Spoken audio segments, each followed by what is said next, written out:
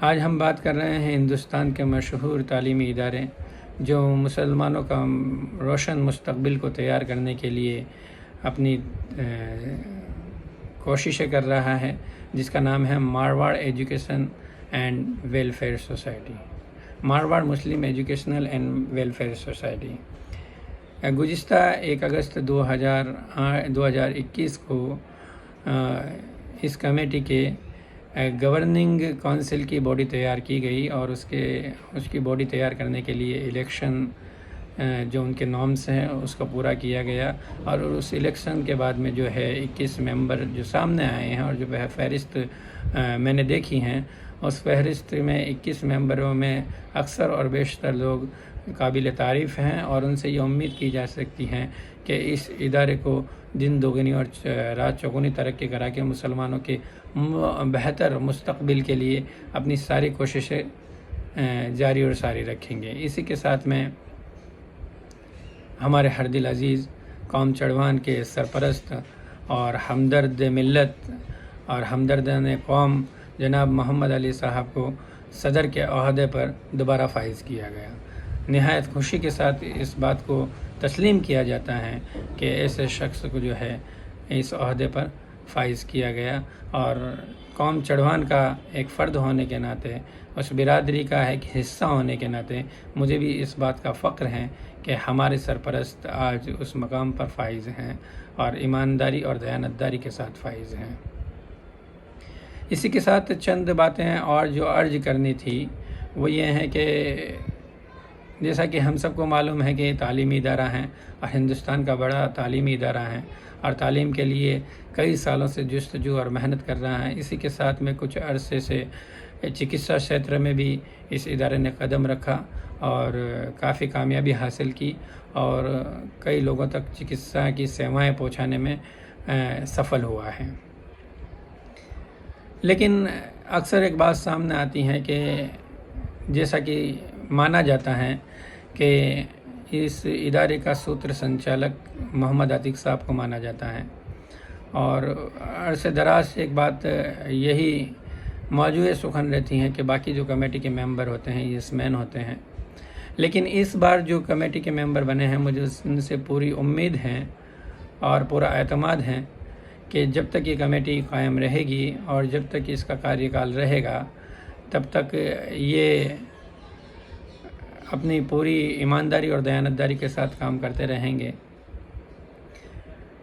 جہاں تک میں نے اپنی زندگی میں تجربہ حاصل کیا ہے اس سندربھ میں، اس تعلق میں، ادارے کے تعلق سے، اور جو گزشتہ ممبران کو دیکھا ہے جو ان کے ممبرز تھے، ان میں 2 قسم کے ممبرز اکثر میں نے دیکھے ہیں۔ ایک وہ جن کی پالیسی یہ تھی کہ کمیٹی کا ایک حصہ بنا رہنا ہے، جو ایک بڑی کمیٹی ہے اور ایک بڑا ادارہ ہے، اس کا ہمیں محض ایک حصہ بننا ہے۔ کام جو کرنے والے ہیں وہ کر رہے ہیں جیسے کر رہے ہیں، ہمیں ان سے کوئی لینا دینا نہیں، کوئی سروکار نہیں، کوئی مطلب نہیں۔ کچھ ممبرز ایسے رہے ہیں۔ دوسری طرح کے جو ممبرز ہیں ان کے بارے میں یہ کہا جا سکتا ہے کہ وہ بالکل 2 ٹک کہہ کے کمیٹی کا ایک کاغذی حصہ بنے رہیں لیکن کسی کام میں ساتھ نہیں دیا۔ اس کی وجہ یہ تھی کہ ان کے اس طرح کے جذبات اور خیالات تھے کہ بھئی ہم یس مین کی طرح کام نہیں کر سکتے۔ بہرحال جو بھی ہوا، جیسا بھی ہوا، آج ادارہ اس مقام پر کھڑا ہے جس کے بارے میں ہم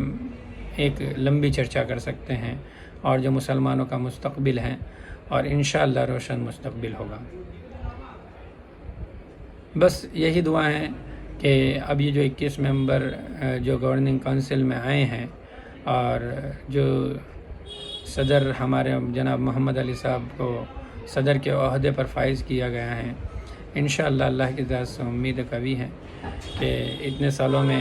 جو ایک مقام کمیٹی نے اور جو ادارے نے حاصل کیا ہے اسے بہت جلد آسمان کی اونچائیوں پر لے کے جائیں گے، اور مسلمانوں کے لیے جتنے بھی ہو سکے اپنی کوششیں جاری رکھیں گے۔ سر فہرست گورننگ کونسل میں جن کا نام آ رہا ہے فیروز قاضی صاحب، ان کی قابلیت سے بھی میں بہت اچھی طرح واقف ہوں، اور لگ بھگ 21 ممبر جن کے نام میرے سامنے آئے ہیں، لگ بھگ سارے ہی جو ہے مجھے اس بات کی دلی امید دلاتے ہیں کہ انشاءاللہ اس ادارے کو